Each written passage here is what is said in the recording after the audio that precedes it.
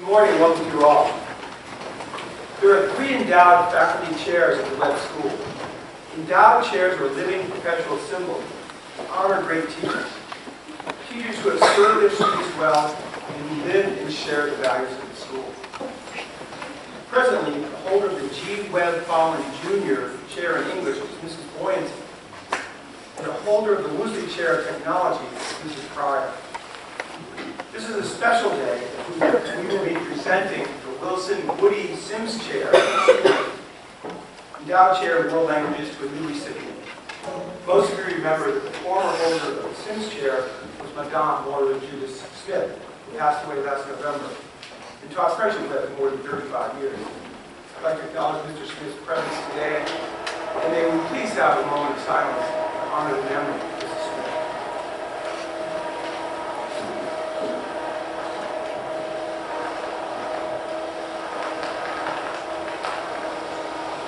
Thank you. I would like to recognize 2 special guests we have here today. First, the parents of Ms. Northrop, and I think her husband, John Chicken, is around.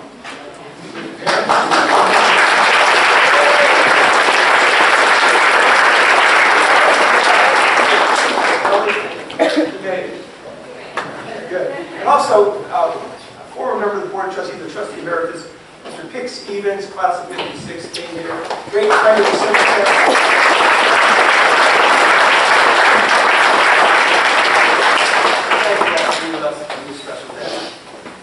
The endowment for this chair honors a man, Mr. Sims, who's been involved with Webb School for more than 80 years.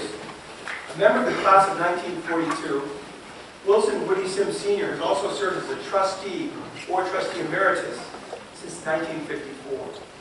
His son, Wilson Jr., class of 72, wanted to honor his dad and all that his father had done for Webb School in a permanent manner. Wilson personally spent countless hours talking to relatives, friends of Woody, and Webb graduates to consider donations to honor his father. Wilson's efforts, coupled with those of the Alumni Development Office, made this wonderful endowed chair a reality. And then I just want to explain a little bit what an endowment means. An endowment gift is usually a larger gift because the school keeps the money and invests the money, and then withdraws a certain percentage. For those of you who love math, it's 4.75% right now. So we withdraw 4.5% a year from that endowment, hoping that the investments invested by our trustee investment fund will do better than that. And so it really, the fund appreciates in time. So that's how this works with an endowed chair or something like this. And the income from this endowment, that money we take every year, enhances the Webb School in 3 critical ways. First, it supports the annual salary of the holder. Second, through a stipend, it enables the holder to engage in summer study or travel and to attend conferences during the year. Third, the holder of the chair also manages a fund to support academic enrichment activities for the World Languages Department. While members of the Sims family could not join us today, Mr. Woody Sims asked me to read a brief story about his personal experience with foreign languages. His study of other languages remained very important to him more than 80 years later. It is why he chose to endow this chair in world languages. So, Mr. Sims is a very direct man, so you'll enjoy this. In the 8th grade, Miss Ida Hunter taught us beginning Latin. This was verb conjugation and some noun recognition. Now, some of you may not know this, but Mr. Sims came here as a 7th grader. But there were no other 7th graders, so they quickly promoted him to the 8th grade. So, different era. Freshman year, Mr. Webb, and he says Mr. Webb, that means son Will. Mr. Webb taught first Latin, big class, 40 or 50. All freshmen and sophomores had to pass first and second Latin. Mr. Webb taught us with a tracking system, fast action. Every student recited 3 or 4 times each class. I believe Mr. Milhouse taught Caesar, or second Latin. Could have been Mr. Fallon. Mr. Fallon was the 3rd head of school at the school. These are all historic names he's mentioned. Mr. Fallon taught 3rd Latin Cicero in the junior room, not compulsory, 10 or 12 students. Dr. Cutt, sometimes Mr. Webb, taught 4th Latin, Virgil, 6 or 8 students. Another foreign language is 1st or 2nd French to juniors and seniors. I didn't take French. I had 2 years of Greek under Dr. Cutt my junior and senior year. Webb didn't teach proper Spanish in those days. Pretty interesting, right? I I had 5 years of Latin and 2 years of Greek. I think I took a Spanish course every term I was in college, ending up with advanced conversations, so I was proficient in Spanish. After the war, World War II, and law school, I was the official Spanish interpreter of the Nashville Metro Airport. So as you can see, Mr. Sims has a rich history in world languages, which is why he wanted to donate this chair to world languages. So I will now introduce the second recipient, the Wilson Woody Sims Sr. Chair in World Languages. Originally from West Virginia, Ms. Kelly Norther completed her undergraduate work at Ursinus College in Pennsylvania, earning a BA in Classics and, little known maybe, a BS in Mathematics. At her commencement, she earned the Bosher Prize for Excellence in Latin and Greek and was recognized as valedictorian of her class. She then went to Indiana University to complete her Master's of Arts in Teaching degree. At IU, she was recognized as Student of the Year and wrote her thesis on Hadrian's Villa. Following a brief sabbatical position at Knox College in Illinois, Ms. Northup came to Webb and has been with us ever since. At Webb, Ms. Northup has taught Latin for all levels, from 7th grade introductory through AP. Her engaging lessons weave together language analysis and literature with material, culture, and archaeology, and she's meticulously organized. Her care and concern for her students is evident in all that she does. Outside of the classroom, Ms. Northup has worked in the residential program, as head of Rand Dorm for 10 years. She, her husband John Chicken, and sons Nick and Miles live on campus. As co-faculty advisor to Student Council, an instructor in the Residential Life Forum, and chair of the Care Committee, she is committed to promoting a positive school environment where students learn to recognize and cultivate their strengths and are encouraged to make their school experience the best it can be.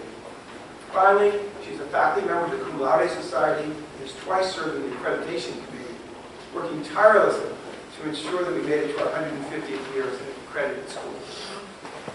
During her time at Webb, Ms. Northup has also continued her own learning and helped to further the field of classics education.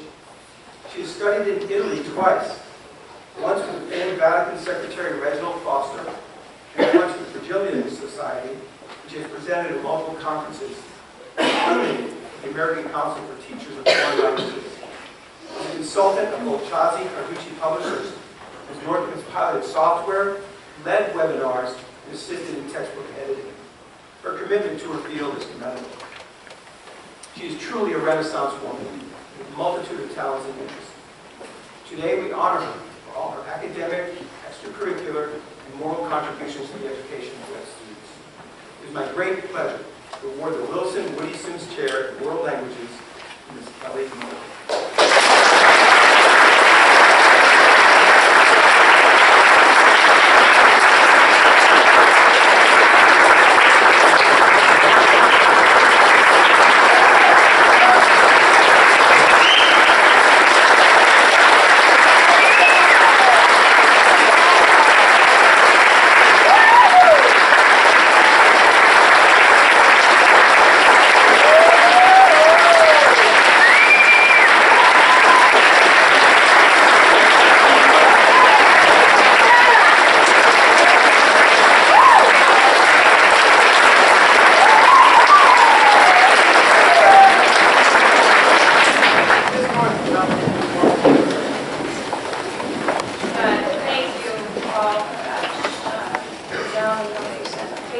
The only other time I've gotten a standing ovation was when I told the student body that I was expecting a baby. So this is all just about as monumental.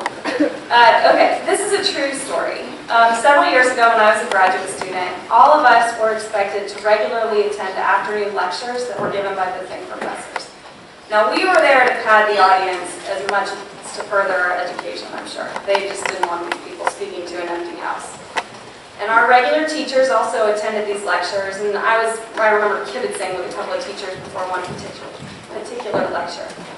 It was late in the day, and we were all tired, having attended classes and taught all day ourselves, and so we were debating the merits of various chairs. Do you choose a comfortable chair and risk falling asleep during the lecture? Or do you choose a straight-backed wooden chair and endure the hour awake, but considerably less comfortable? What is the best chair for a lecture? I asked Dr. Nagel. She blinked, waved her finger in the air at me, and said, endowed. Today, I can say without a doubt that this is so. And so I want to thank all of you for sitting through this ceremony for me. I know that I am up here a lot, but that's to talk about other people. I'm not actually very good at being recognized for myself. I'm very grateful to the Sims family for endowing this chair. We live in a country where world languages are considered a non-essential subject. So you can guess where that puts dead languages a lot of the time. The Sims family's gift shows that they place real value in world language study and its essential role in being a well-educated person.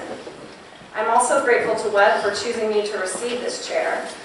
Given that I am following in the footsteps of my mentor, Moore Judith Smith, to receive this chair, I feel incredibly honored. Anytime someone says I'm worthy of something that Madame Smith held, I know I've done well. And finally, I'm extremely grateful to all of you for humoring me as I reflect on my journey to this point. Your sacrifice may be the greatest of all. I think it is appropriate to say that I am here because of the people who taught me. I have been fortunate and privileged to be instructed by great minds and kind people. My parents, from my earliest days, told me that I could do anything I wanted to, and they would find a way to pay for it. And then they actually stood by that statement when I said I wanted to study the classics. That was a joke. My high school religion and Latin teacher, Mrs. Craneri, believed there was no such thing as too much repetition. And to this day, of course, I remember all of the Latin she taught me, but I can also recite all of the books of the New Testament in order and the irritating rhymes she made us learn to help us memorize them. I will not do that now. My college Latin and Greek professor, Dr. Wickersham, expected excellence from me and allowed for nothing less. I can still remember vividly an independent study lesson for which I had not prepared thoroughly enough. After about my third, I'm not sure. I don't know. I didn't look that up. He pulled a large dictionary off of his shelf, flipped through it for a while, and then read me the answer to his question on the page. He then looked me in the eye and gave me this line. I was hoping to be a bit more Socratic about this, Miss Northrop. You can bet that that didn't happen again. And I would also be remiss if I didn't mention that Dr. Wickersham was my biggest supporter and just generally speaking hilarious. The man was brilliant, but he also loved to make us laugh.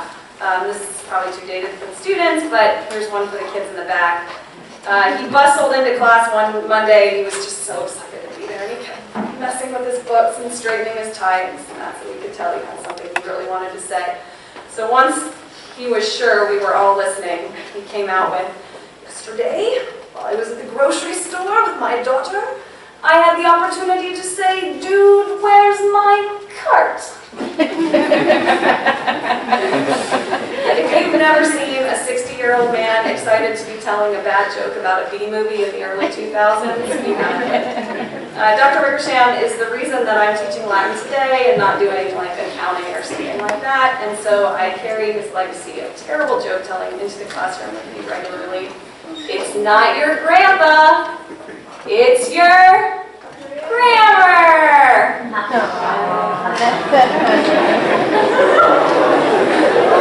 There we go. Okay.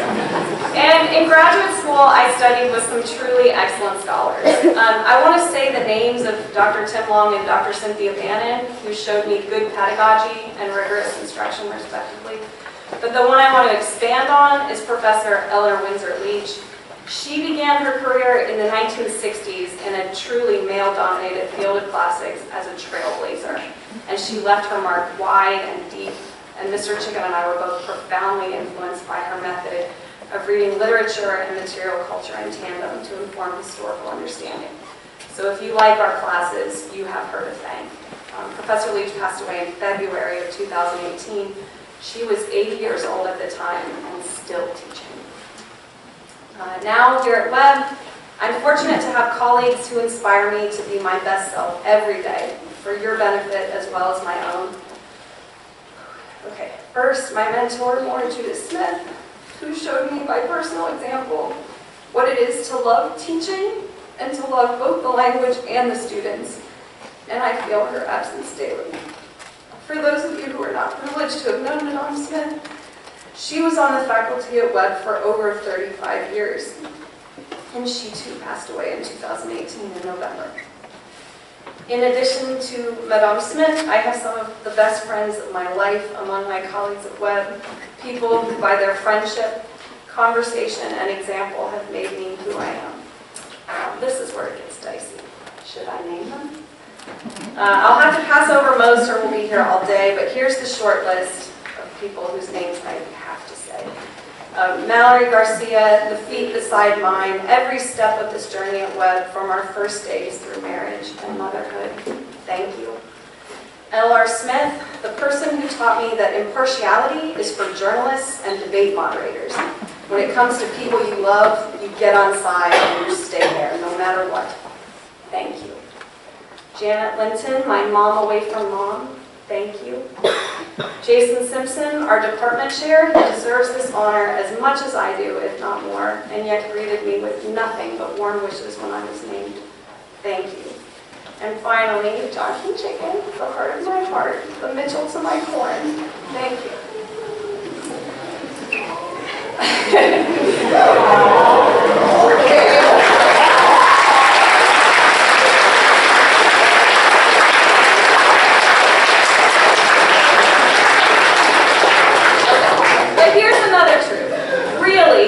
All of my students who have taught me volumes these past 12 years. My dad has this saying that children are little Buddhas who teach their parents how to live, and it's so true. When you have kids, you get a crash course in all manner of things. For example, psychology. Why is he crying now? Is this normal? Physics. Can he jump off the top of that couch without snapping his little legs? Math. How many seconds does a child about to throw up have before he actually gets going? Literature. How does eating pancakes make the grade a better detective? And as much as my children have taught me about life, so much have my students taught me about education and growing up. What is possible, how the same thing can take months or happen in minutes, the fascinating places a person's homework can end up, the joy of leading someone through something that seems impossible at first to eventual great success. And so I add my students to my list of teachers, last but certainly not least. My teachers, all of them, are accurate scholars, tireless workers, people of personal integrity, and relentless inspirers and supporters. And thus, I feel very proud to stand here today, because it means that Webb sees in me what I have learned from all of them and finds it honorable. And so I hope to live up to that example.